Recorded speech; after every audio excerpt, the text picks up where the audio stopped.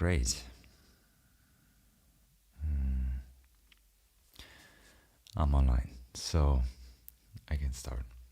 Hello, everyone, and good evening. It's probably an evening where you are.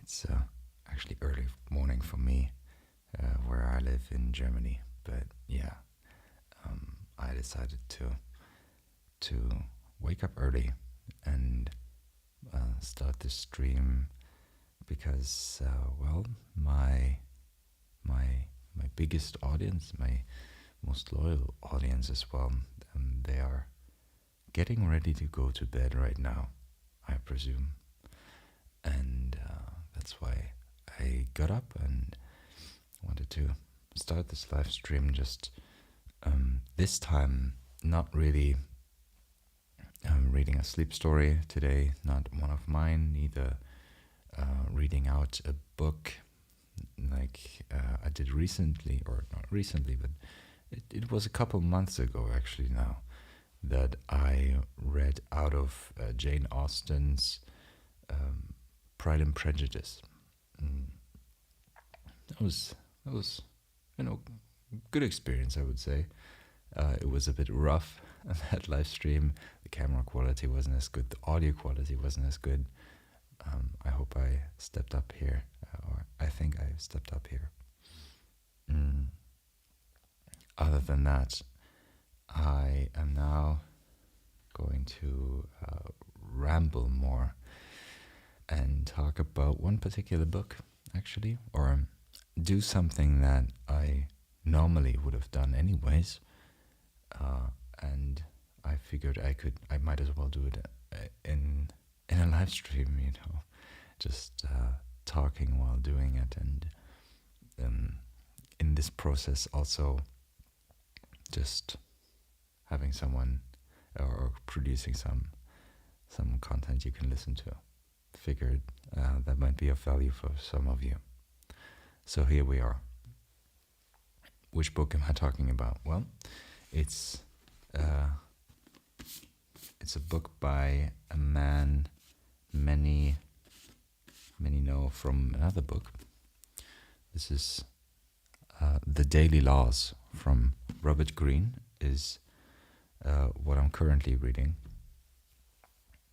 It's a book about daily pieces of wisdom that you can read. So every chapter starts with a day written on it, and the idea is that every day you can go to the corresponding chapter of today, read it, maybe at the start of the day, and absorb a piece of wisdom to get started. Or it doesn't have to be the morning, but that's how I've done it actually. And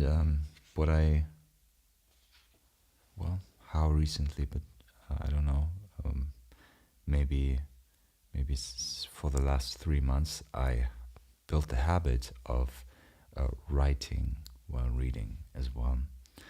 And in this stream, I wanted to do something that I've planned to do for quite a while, which is go through the chapters with the notes. For example, in this chapter, you can see that I've written some notes right here on the bottom, and also underlined some things, wrote something on the side, sometimes not in this chapter, but often. And it was, it's important not just to underline things, but also to use these notes for something productive. And in my case, that entails really going into my note system, which is a digital one. I take notes. More on that in a minute. I take the notes from the book, put them into my note system, and curate them somehow to make them work for me. in the future. So I built some knowledge, some knowledge base, because you learn best when you reformulate and write things. Writing things helps you think so much. It's so good, and I do not enough of it. So I thought this live stream could be a good opportunity for me to follow that habit and just talk about it as well, maybe on the stream. Let's see what difference that makes. We'll see. So I'm checking out the software here. I suppose I should just start going through the book. Just talk about it. Of course, I will not read about it, read out aloud of it, because that would go against the copyright of the author, and it would frankly not be very fair. In the case of, for example, Jane Austen's book, Pride and Prejudice, why I was able to read out loud there is because the copyright of that work has already what's the English word for it? It has ended. Yeah. Well, but this is a pretty new book. It's from the year of, let me check. It's 2021. Wow, didn't think it was that recently, but yeah, I heard about it from some podcast where the author was participating, and he was actually advertising his book as well. Robert Greene. His name might ring a bell for one or two of you. He is the author of the 50, oh no, it's not 50, the 48 Laws of Power. That's a book, and I'm paraphrasing or going from memory here. I haven't fact-checked it again. I haven't researched it again, but as far as I remember, the man worked as a young, when he was at the start of his career, he knew he wanted to become an author, and so he was a trained author and worked first as a screenwriter in Hollywood, and he worked for a bit there, here and there, and one day his boss pulled him aside. He was Robert Greene. He felt like he was doing an okay job, at least, but his boss told him, Robert, I'm telling you this not as your boss, but as a person that wants the best for you. Robert, you will never be a good screenwriter, and you should definitely consider changing your career. Your writing is not good. And that was devastating to Robert. He found other jobs here and there. Actually, he was a bit of a nomad, if I remember correctly. And after that screenwriting thing, he did many, many jobs, as far as I remember. He was a dishwasher in some remote Spanish village. Probably not, but that's how I remember it. He did a variety of jobs, just trying to find his talent. But it was always part of him, this vying, or this call towards words and writing. He always heard that echoing in the back of his mind, as remotely, just remote echoing in his mind.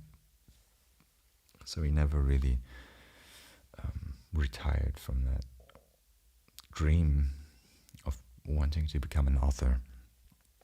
And at some day he was already like what 30 years old or so. He had some job experience under his belt, some good life experience as well.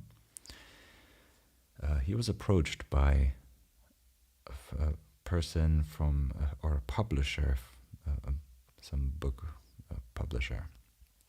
He was on a walk with him, and what they discussed is book ideas.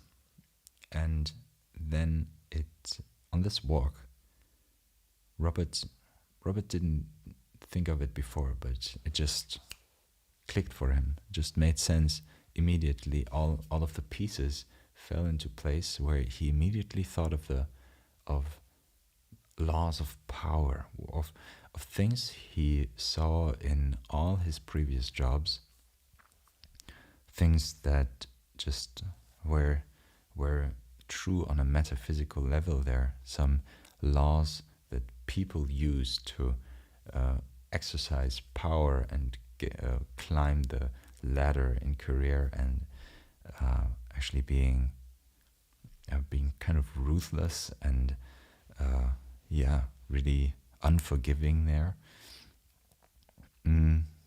which should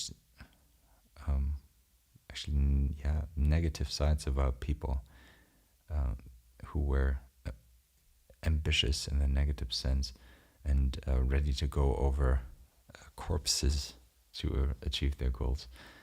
I think that's a German expression, but I translated it into English. Walking over corpses to do it.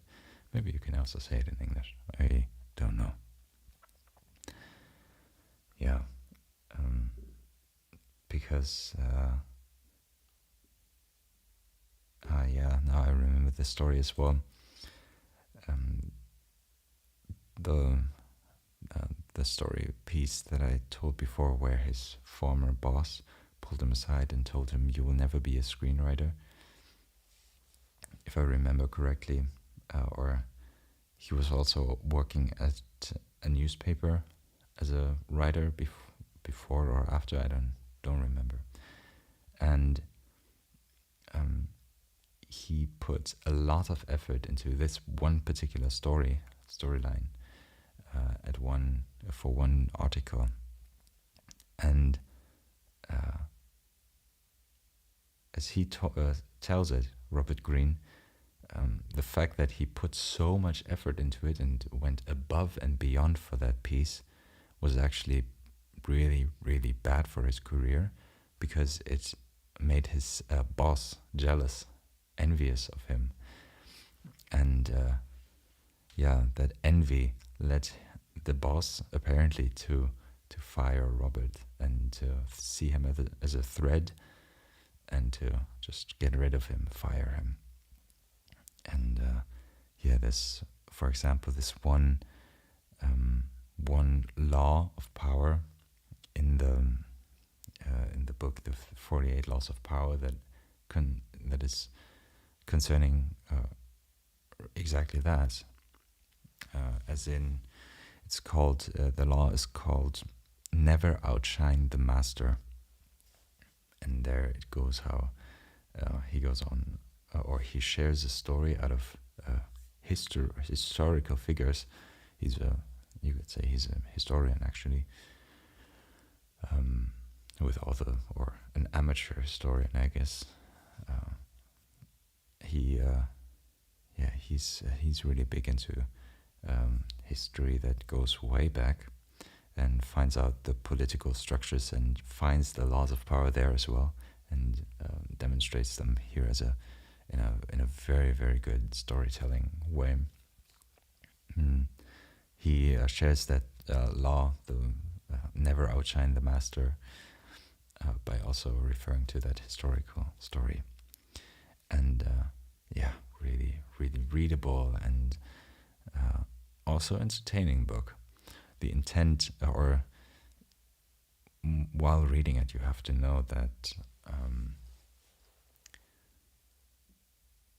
it's written as if it was a handbook for people, for the reader to become one of those people who use these laws. It's written in the imperative form, so it tells you do this, do this, do this to gain power, and never do this to not lose power, and so on. So naively, you could think that the book is telling you to be a terrible person, but that's just the style of the book. The intent of the book is to be understood as a exploration of the dark side, the shadow side of you, or of people, not of you, but in people in general. So you understand people and see patterns and recognize them when they are used against you. So you can be guarded, so you're prepared and not fall victim to one of those power plays that people play. Also in everyday life and everywhere, in a timeless fashion. Love that book. Yeah, that was a long summary, but yeah, the 48 Laws of Power. That's the book that made him famous. Just to conclude that story, yeah, he was on the walk with that publisher, and the book idea came to him. He pitched it to his publisher friend, and the publisher said, "Wow, Robert, that sounds amazing. You should definitely give me a manuscript for that very soon." Robert, yeah, he got to work right away, got the first manuscript done. The publisher, they said, "Well, Robert, you can't write this in this way. People will take it the wrong way.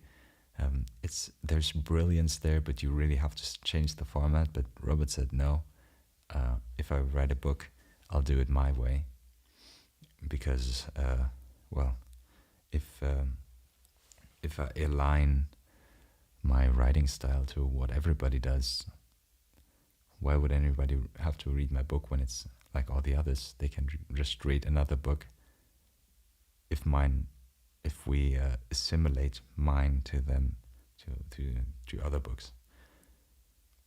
Point being that you want something that's very, very different. It's one of his pieces of wisdom as well, Robert Greene, that you don't stray from your way of doing things properly and masterfully. Yeah. And all of his wisdom, the 48 Laws of Power book was a long time ago, actually. Now I think it's already almost 15 years old or so. So it's proven, I would say, and a good book for good reason. Accomplished book as well. Was bestseller by far. #1 New York Times best-selling book, The 48 Laws of Power. And he's gone on to write several other books, and they all orbit around this idea of human psychology and timeless patterns that you see in dealing with people. And that's a topic that I find really fascinating. So I'm a big fan of this author. Really, can wholeheartedly recommend him. And of course, I'm not sponsored or anything to say this. So, the daily laws. Coming to this book again. This is the one that I'm currently reading, or reading daily, actually, as intended. I've talked about this before, 10 minutes ago now, before I started going on this pretty long summary of previous works now. But yeah, the daily laws is formatted or divided into daily chapters, little pieces of wisdom that is one of the distilled pieces of knowledge from all of his works combined, that is supposed to, really guide you on your path. It's a good book for 20 somethings. I think that's his intended age range, but he does mention everywhere that it does not really matter how old you are. It's never too late to go on your life's task. That's the first point of the book. So it starts out with January trying to show you, or to open your eyes to a higher mode of being, I would say. Those are not his words, those are mine. But the first chapter heading is Discover Your Calling. And well, it's been a while since I've read it, 2 months obviously. So forgive me if I look at this again, so I can share how it's structured. So every day there's a header that denotes the day. Let's out of focus. Discover your calling. Then there's always a quote by some historical figure, and then he goes on to write down his, well, it's not commentary, but yeah. Then follows the chapter, and in the end, it also says, it also summarizes that daily law in a sentence or two. Oops. So the sentence for this one is: daily law. Mastery is a process, and discovering your calling is the starting point. It's about mastery and discovering your calling. So this is a good summary for all the laws in January as well, I would say.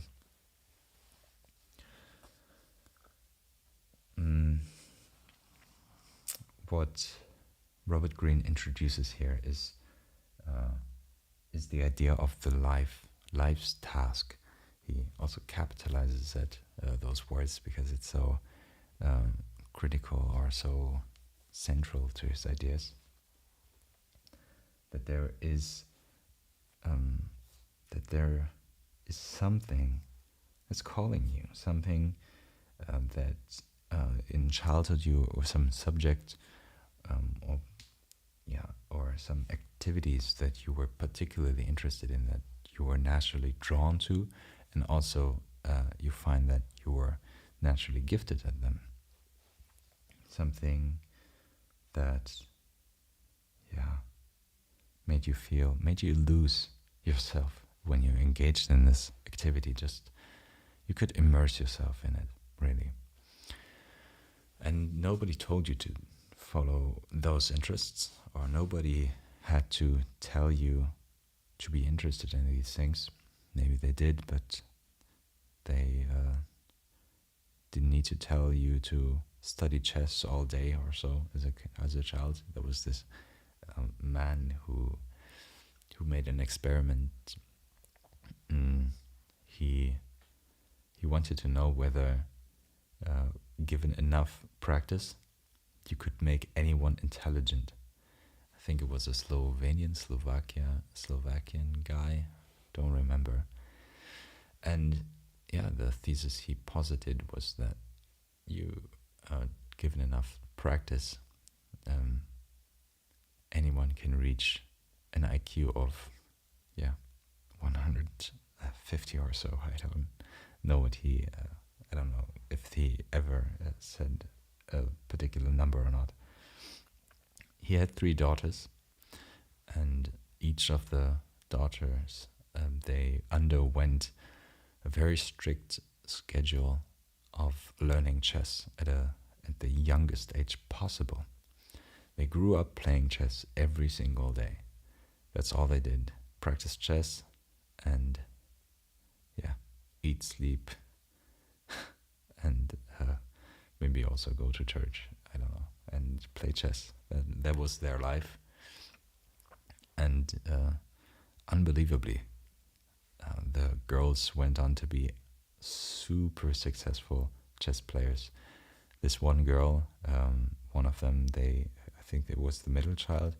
She went on to be the youngest world grandmaster, world champion in chess, or world's best player in chess when she was 12, I think.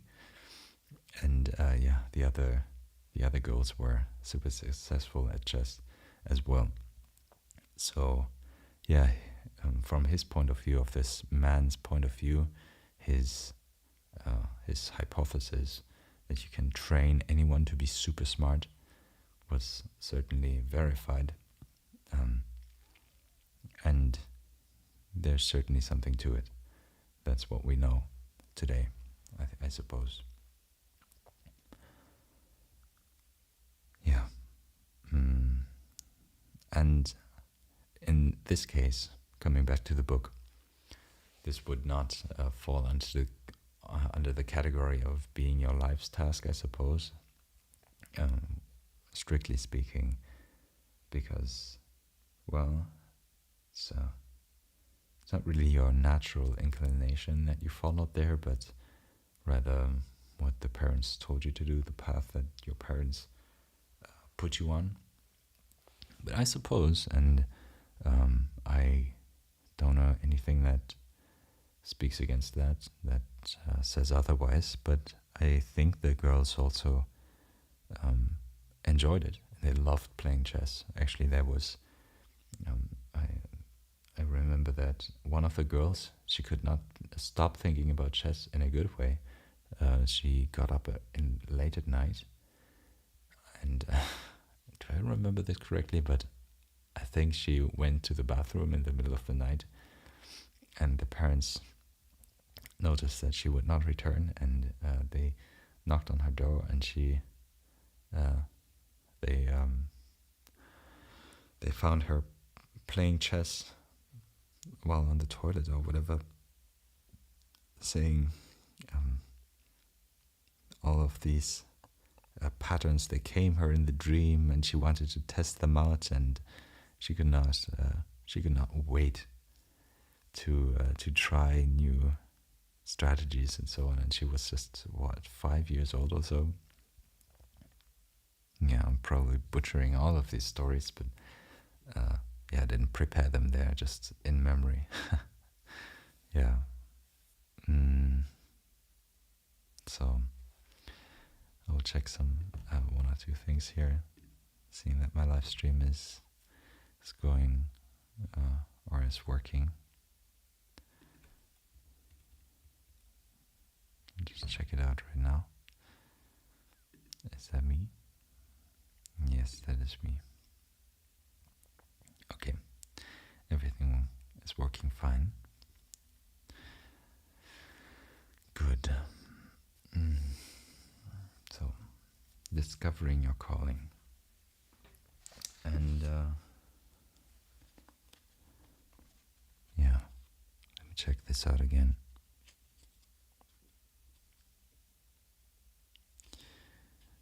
The way he describes what the life's task is it's something you are meant to accomplish in the time that you have to live.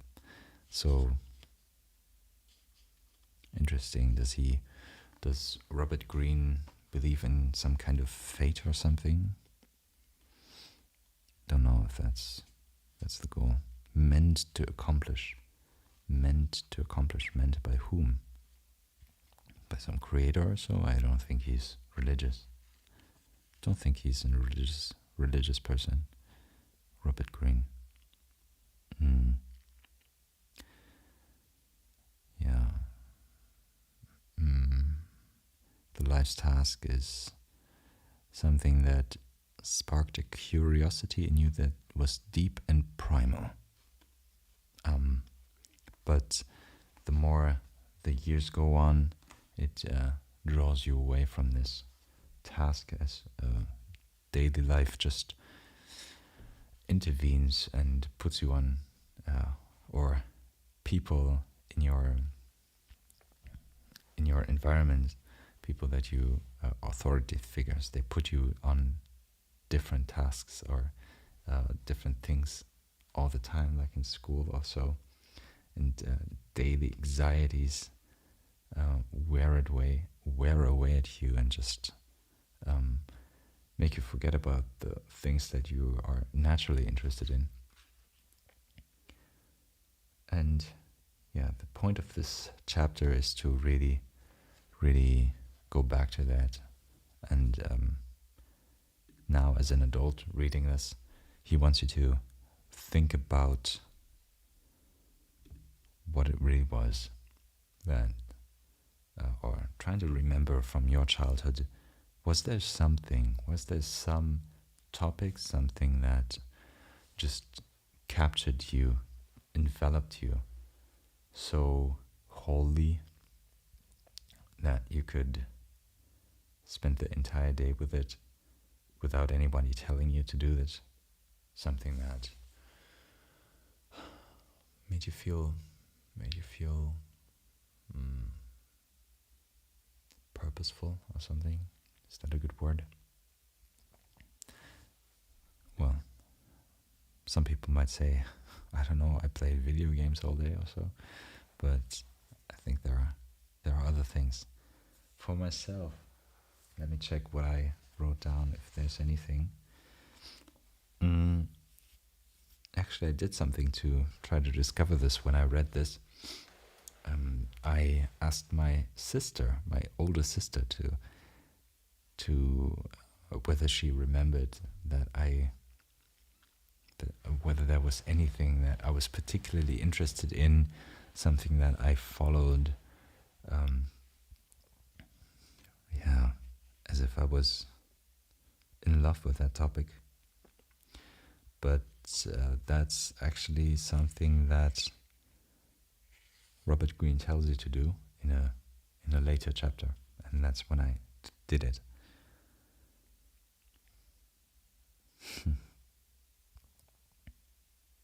So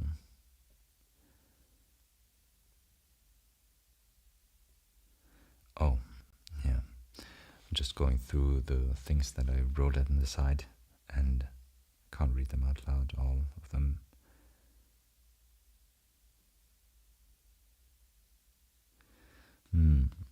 Yeah. So what I underlined was what you are meant to accomplish in the time is something that I actually underlined, and I wrote at the side, this is probably not meant to be taken literally. Or should it? Question mark. I underlined curiosity, daily anxieties. I wrote, daily life lets you lose the big picture.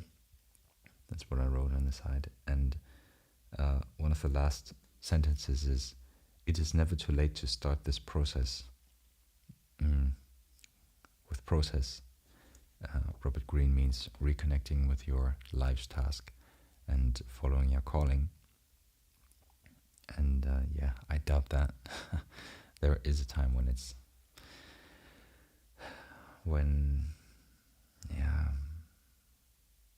things happened, or things, the past has locked you in and prohibits you from following certain things. For example, doesn't mean that's a negative thing. For example, children are wonderful. Having children, well, I don't have children, so I cannot speak from experience, but I imagine it to be something that's very, very fulfilling, and can be the best thing you've ever done, the best decision you've ever done in your life, you've ever made. But still, it locks you from following certain paths. So the past does have obviously does changes your options. So yeah,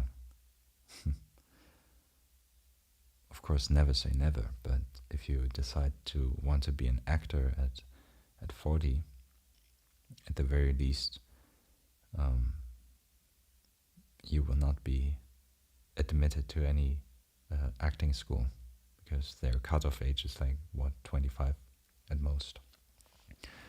They don't take older people. I suppose there's always options, right? You could just get private classes, and if you chipped away at it, trying to really, really want to become an actor at 40, probably you could do it at some level, some capacity. But yeah, the past does make a difference, of course. And that's why I doubt that there's never any time where anything is too late. Would not agree with that. Yeah, so should I write something down? I will take a note in my note taking app, which is it's interconnected text files, you could say. I use a software that creates these files for me that where I can put words into double brackets, and if there is a note with the title of the contents of this double bracket, for example, I could write life's task in double brackets, and if I already have another note text file with that title, it would be those two files would be connected then, and it's like browsing a web page. You know, there is links everywhere. You can click them, and they take you to a different page, and these pages are connected, and you can browse the web, so to speak.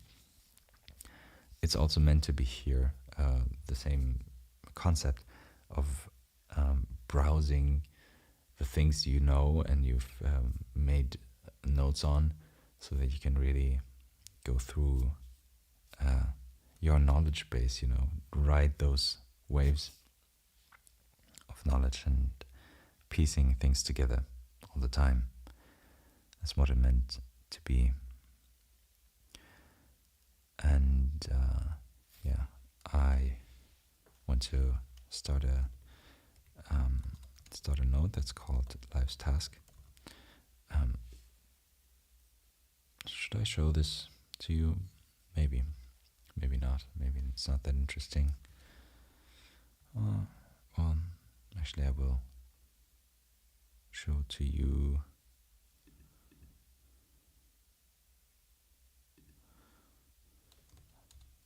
Wait.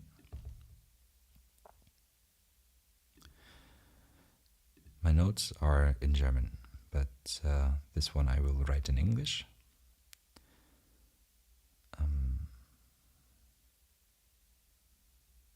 Is it? Yeah. you see my note-taking thing now. Is that right? Yeah. You do. And the idea is that I will just summarize what I've just read. So I will link this file with Robert Greene, which is who's the author, of course. So maybe I will write a note on 48 Laws of Power or something that reminds me of Robert Greene, and I will then link the name Robert Greene again, and then the Life's Task note will be connected to whatever other note I have, and that's yeah, it will let you have some insights about how things are connected, and you will see how, yeah, also concepts that you haven't seen any connection between initially, how they are actually connected. It will help you make those connections between things, and after all, that's how your brain works. building connections between things. And that's how you learn things, by connecting the new knowledge with what you already know, with your old knowledge. And this is what this software actually does perfectly. So let's see. Last task, Robert Greene.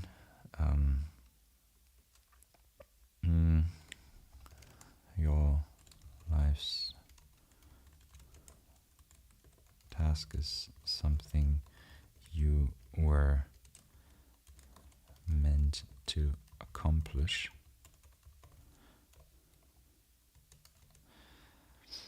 Some activity or interest that you were naturally gifted in.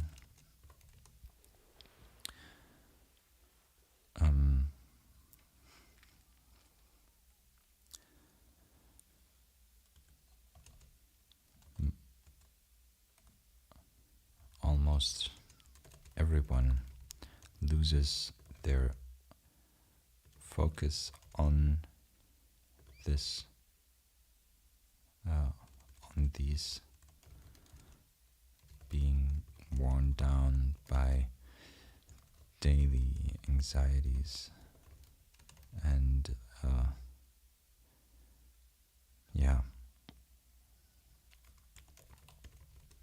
to follow paths that other people, parents, teachers, put you on.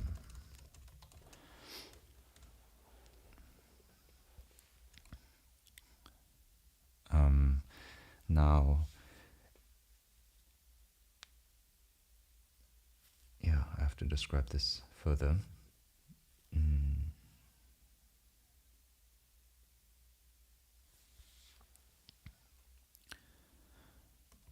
Being led astray from your life's task is something that can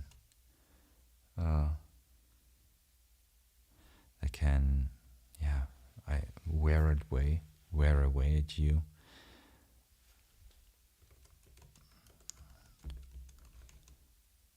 Subconsciously.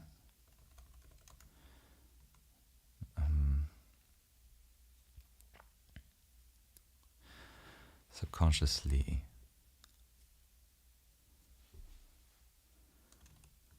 you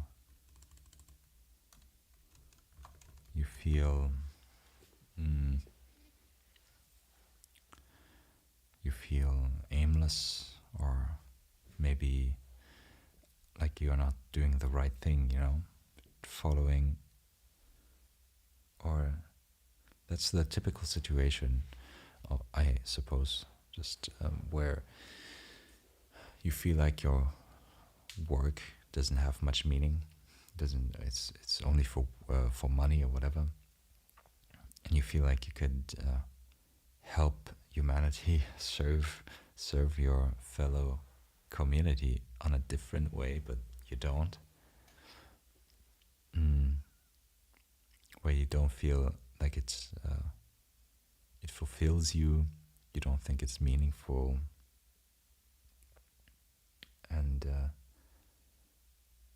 that's when you feel samey. You feel like you're the same to other people.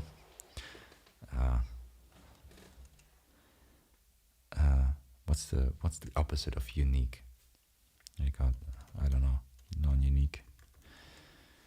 Maybe I'll find a better word soon. The thought is that I'll curate this note at some point in the future, as soon as possible, actually.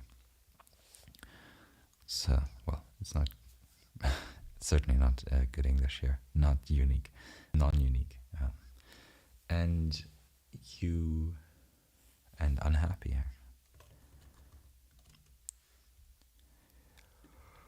Let's qualify this. Let's qualify this and say you might feel aimless, non-unique, and unhappy. as a consequence.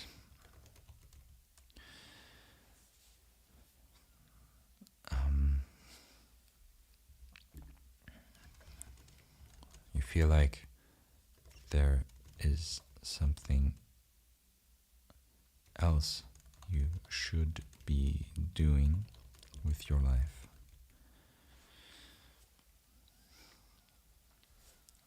Some other mission you should be pursuing.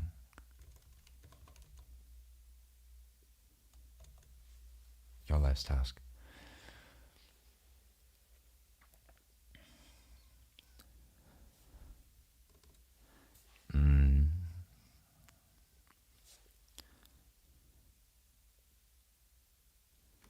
You must.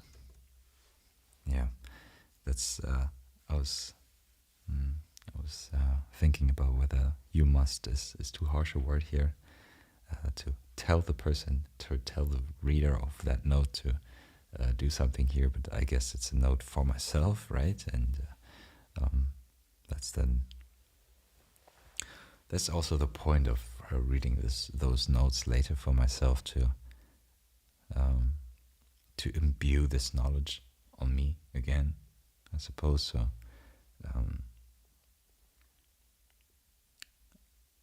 there's no problem in using so forceful words like "you must do things," not "you might." You must. Oh, this is an expression I like. You must reconnect with that innate force. Reconnect with that innate force in you that sparks curiosity, passion, and maybe joy. Is joy good?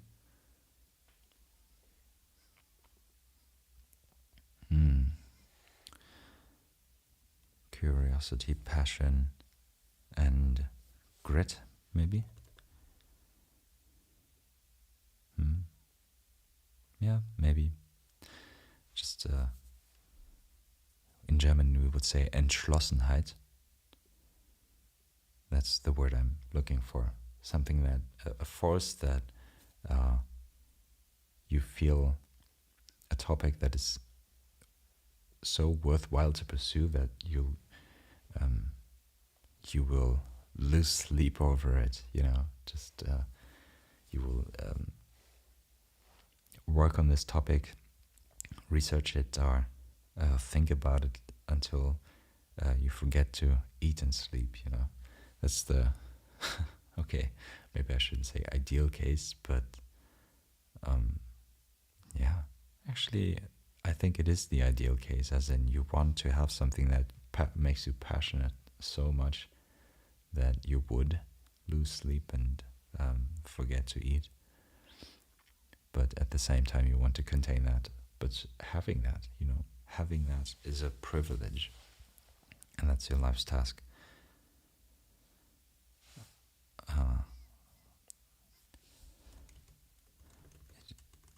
It will put you on your proper path.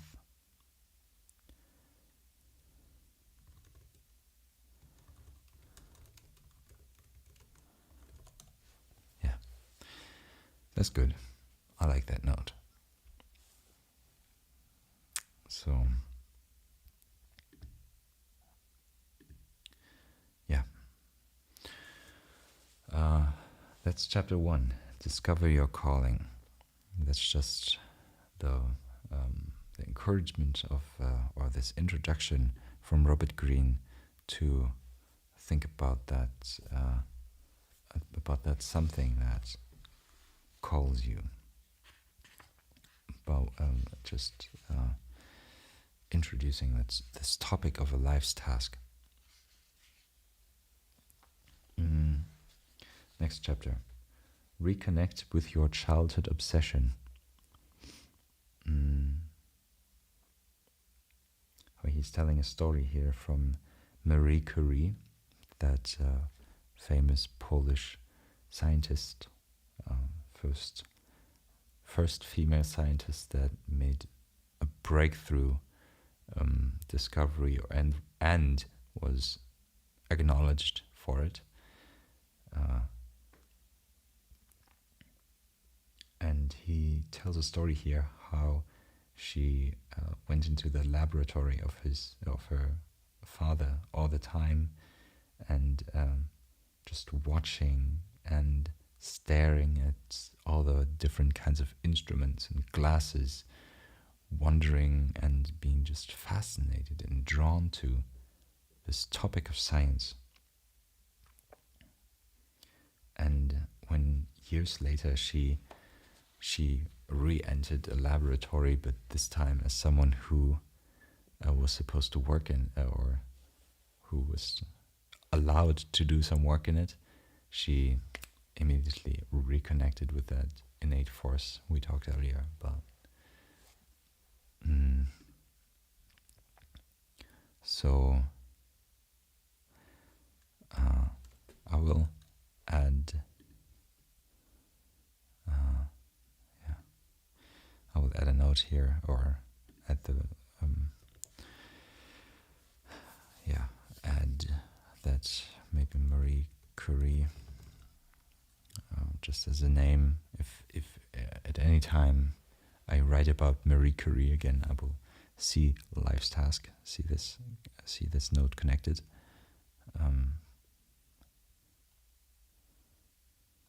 Is an example of having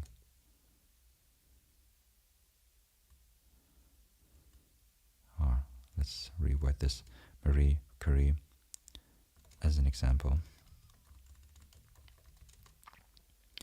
was deeply fascinated by her father's laboratory,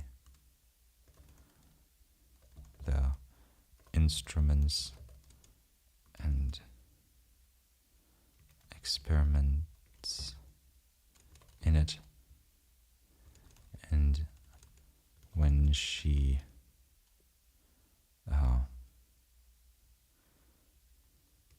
entered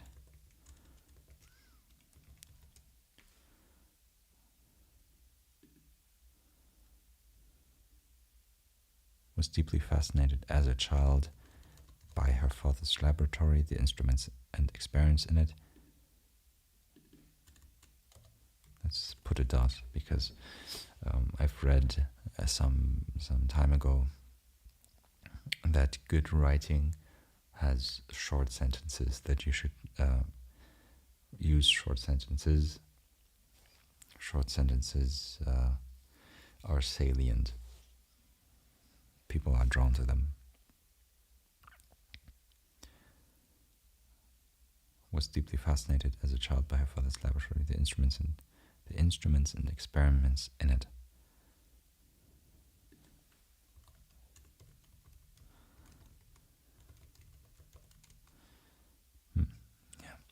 When she re-entered, is it with re-entered, right?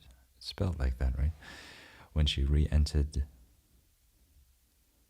a laboratory as a, well, I don't know her age. As a well, I don't want to say adult if she wasn't.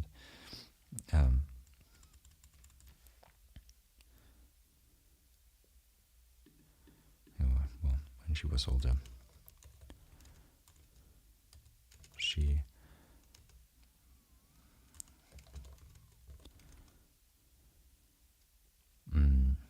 with the purpose, this time she re-entered the laboratory, this time with the purpose of doing experiments herself. Instantly reconnected with her childhood obsession.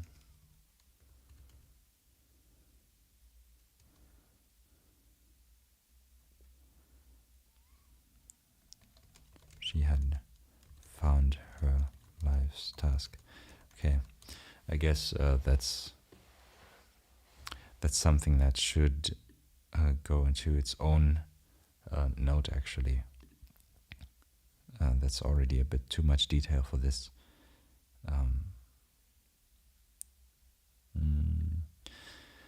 For this note alone. So I should break that up, but I'm not going to do that right away, right now. January 3rd. The Voice is the title.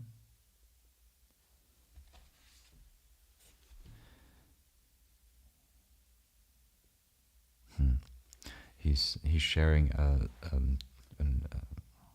what's it called? A quote from Abraham Maslow, that's the guy who made this pyramid, or he posited this hypothesis of a pyramid of necessities. Is that the word for in English necessities?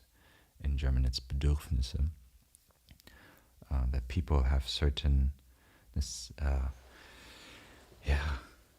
or needs, different needs on a basic level. They require shelter and food and drink, and later they, when that's covered, when the base of that pyramid is covered, they want other things. Well, I shouldn't be explaining this to anyone. I think this is pretty common knowledge. So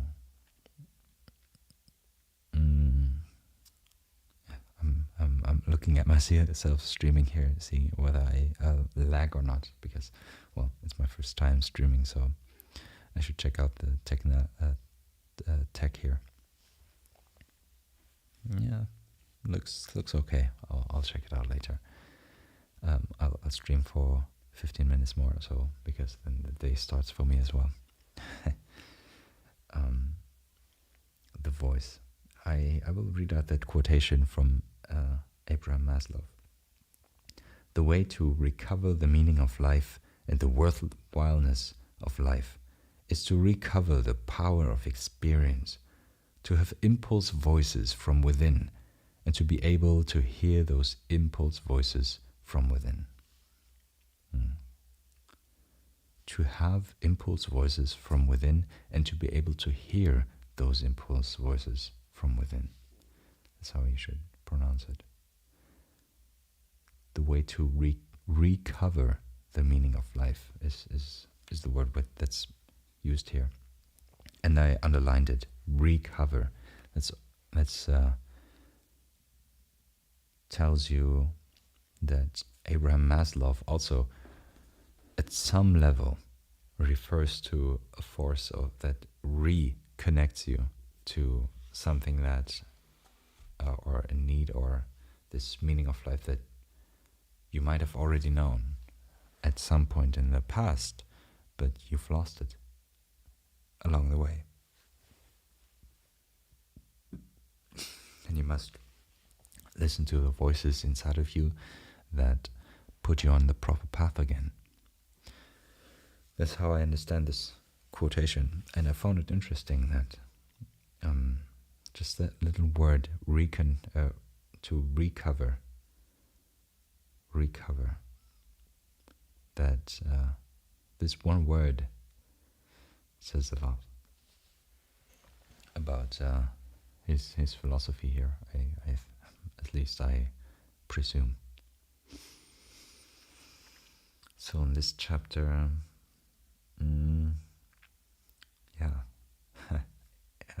the author, he writes about his own experience with reconnecting his life's task, which is being an author.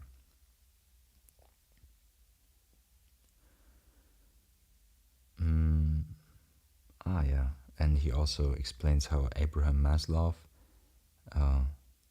he saw in children that they know exactly what they like and dislike from a very early age, and they could make distinctions between things they wanted to pursue and things they didn't.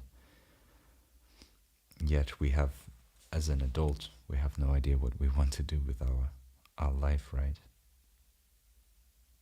There's something to that. Having like, there's even courses of study that, or I think in the US it's different, but in Europe you would choose a course of study and you'd go through it. There's no introduction level where you can get a piece of everything and then specialize in something. I suppose the master's degree is used for very, very specific specialization here. But the bachelor's degree, well, in my experience, it was already pretty specialized. There are some courses of study like general studies or something you could translate it to, where you get a piece of everything. You learn about natural sciences and philosophy and everything. But actually, that's just school. If I I haven't had much insight into the curriculum there, but it's just a mix of everything like in school, because people can't decide. People cannot decide what they really want to do, and they just extend that runway by choosing this general studies course of study. That's how I interpreted it. Maybe there's more merit to it than I credit it with right now. But yeah, not a fan of it. Yeah. And in the US, okay, I'm not an expert here, but as far as I know, you choose your major later. Right? Is that right? Maybe someone can correct me here. Well, because we cannot really decide what's good for us, because we have too much, we have now so much life experience compared to a child, that there are way too many variables that we worry about, instead of just picking what we feel passionate about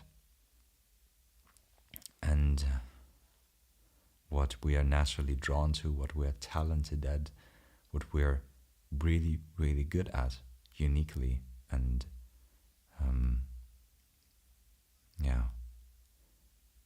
because everybody's different, as in everybody has had different experiences, and the mix of your experiences with your talents really gives you something that you can leverage to be different, to be better at anything, at one thing, than anyone else, or at least the overwhelming majority of people. There's something for everybody. But we worry too much about things like, oh, is this a respected career? Is this something that pays well? We worry about that instead of thinking, well, very simply, what are 2 things, 3 things, 1 thing that I'm extremely good at, way better than anybody else, which I can see myself just working until the end of my days on this, because it doesn't feel like work to me. It's following my own curiosity and my passions. Instead of doing this, we get stuck in these general courses of studies and following also what your parents want. That's something that the author Robert Greene, he mentions in this chapter as well, and it's going to be play a bigger part in other chapters as well.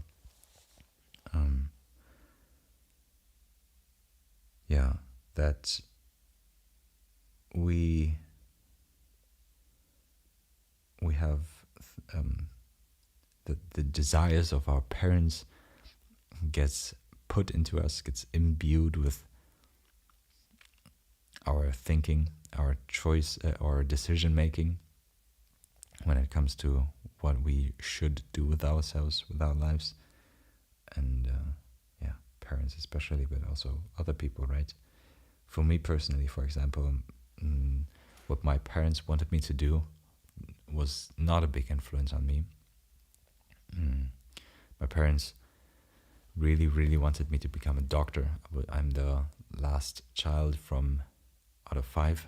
I have 4 older siblings, no younger ones, and I was, after all my siblings had already chosen careers for themselves, I was the only one who was able to, who could have become a doctor, you know.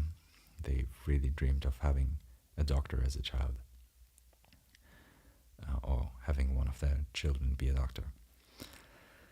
And I didn't want to. My argument back then was that I didn't want to work with sick people.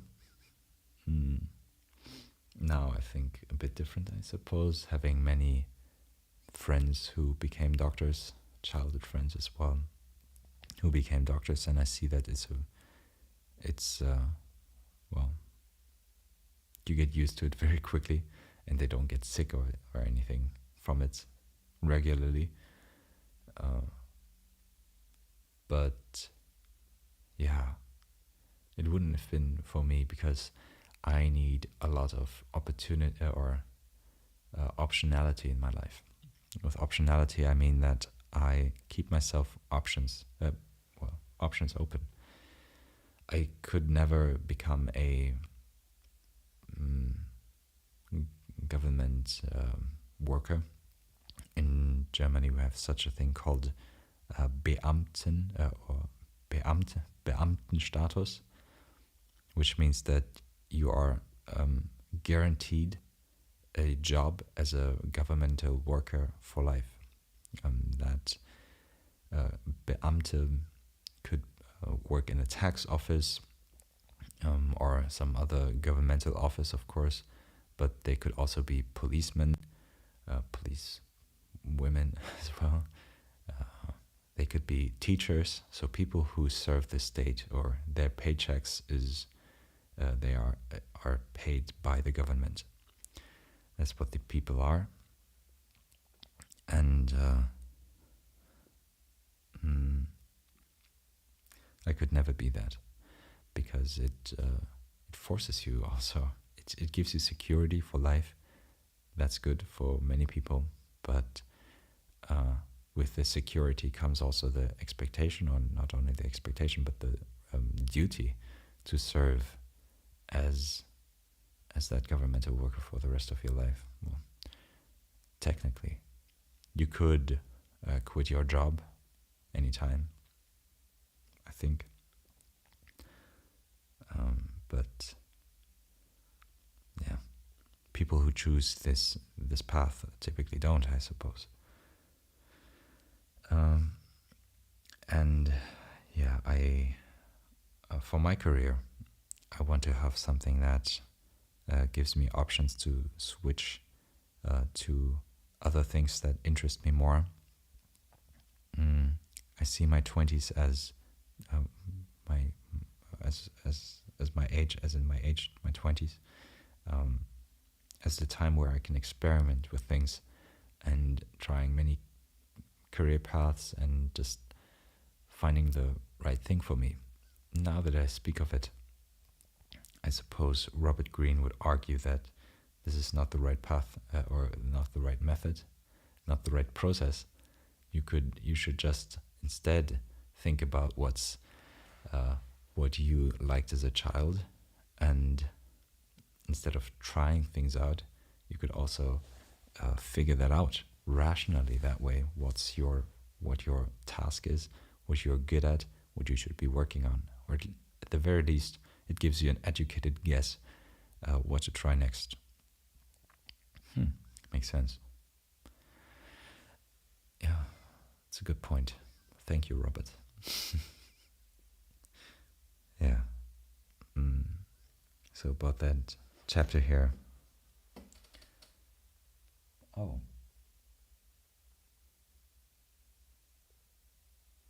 I see. I wrote down that there's one thing that I remember that I wanted to do as a child, which is writing a book. And I see that as something that I am going to do in my life as well. Writing a book. I love writing. That's why I have this note taking, I suppose, note taking software. Mm. And I think I have valuable things to say. Mm.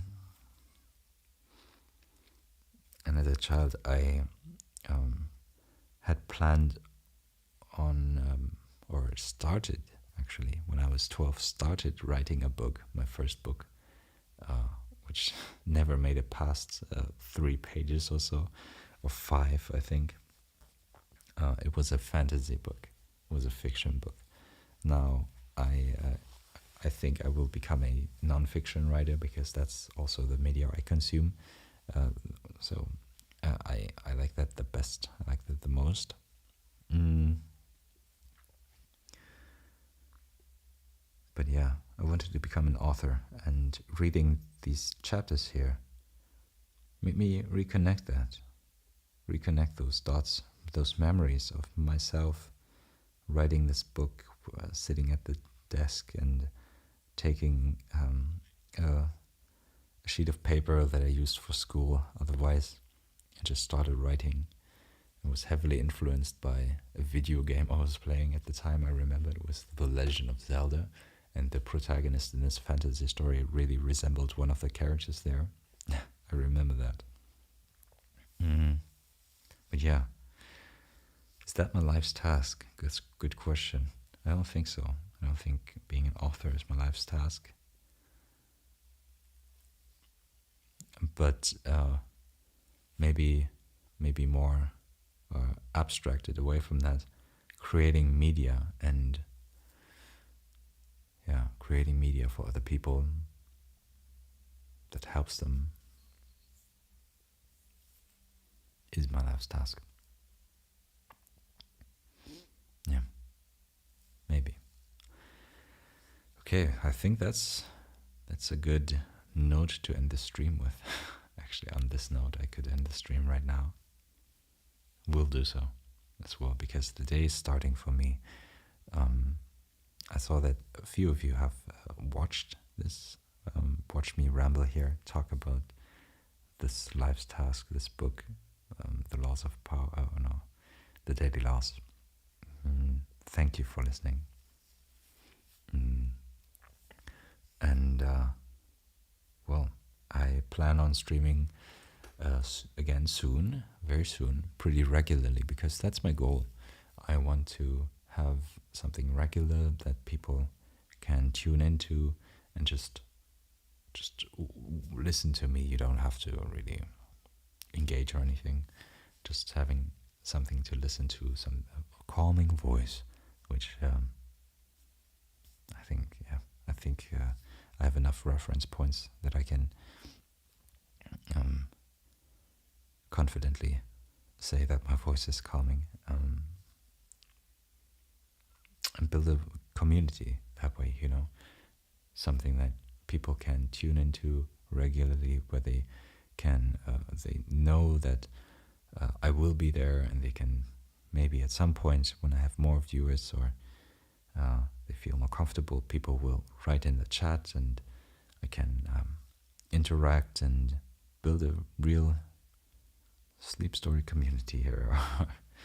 Yeah, just a community that collectively seeks calmness and relaxation and sleep.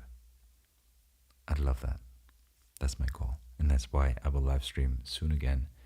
I suppose it will be the same format. I will continue talking about things that I've read, continue writing things. Yeah, give me feedback how you liked it, if this helped you as well. I mean, the ultimate goal is sleeping here, so maybe you're already asleep, but I would love to hear a comment from you saying whether that's a welcome change from my regular sleep stories or not. Because my sleep stories are so intensive, work intensive. They take a lot of time. I need to, they're handwritten, they are narrated, and they are edited heavily.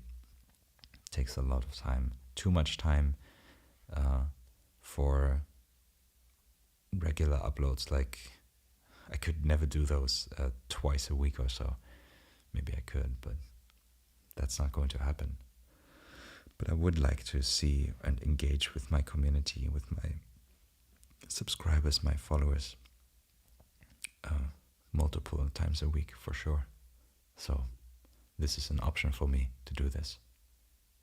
Yeah. Thank you again for listening, and have a good night wherever you are. Bye bye.